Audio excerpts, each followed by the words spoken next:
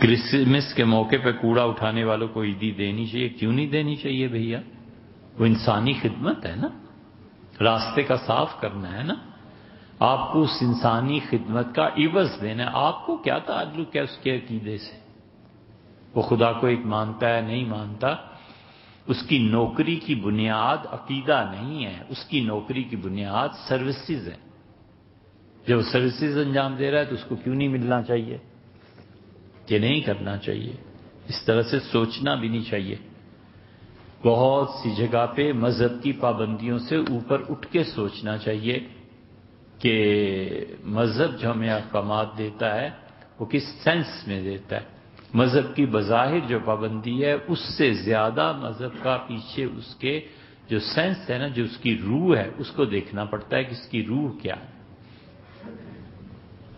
اسی لیے سیدنا عمر رضی اللہ عنہ کے کتنے ہی فیصلے ہیں جہاں انہوں نے ظاہر کے عمل کو روک دیا اور اسلام کی جو روح تھی اس پہ عمل کیا.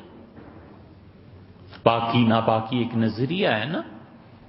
سیدنا عمر رضی اللہ عنہ نے کہا کہ یمنی چادریں جو آتی ہیں اور اس کو میں روک رہا ہوں، مسلمان استعمال نہیں کر سکتے، اسے کوئی بھی استعمال نہیں کر سکتا.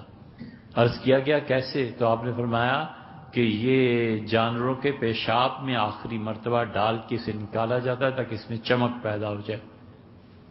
حضرت ابی بن کعب رضی اللہ عنہ آئے، انہوں نے دو باتیں کی. ان کا امیر المومنین رسول اللہ صلی اللہ علیہ وسلم نے استعمال کیا، کبھی منع نہیں ہوا. اور دوسری بات انہوں نے یہ بھی کہی کہ حضرت مسلمان بڑی تنگی میں پڑ جائیں گے، آپ کیا کر رہے ہیں؟ پلٹ گئے سیدنا عمر رضی اللہ.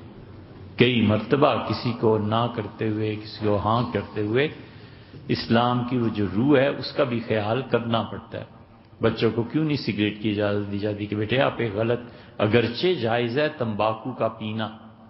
تمباکو سارے ہندوستانی یہ اس میں نہیں کھاتے، پان میں وہ تو پھانکتے ہیں،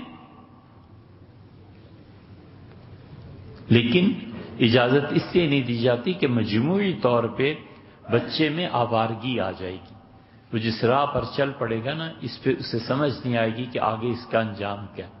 اور کوئی فتویٰ لے کے آ جائے کہ حضرت یہ تو جائز ہے، بھی جائز ہے مگر ہر جائز کام آپ کو کرنا بھی ضروری ہے.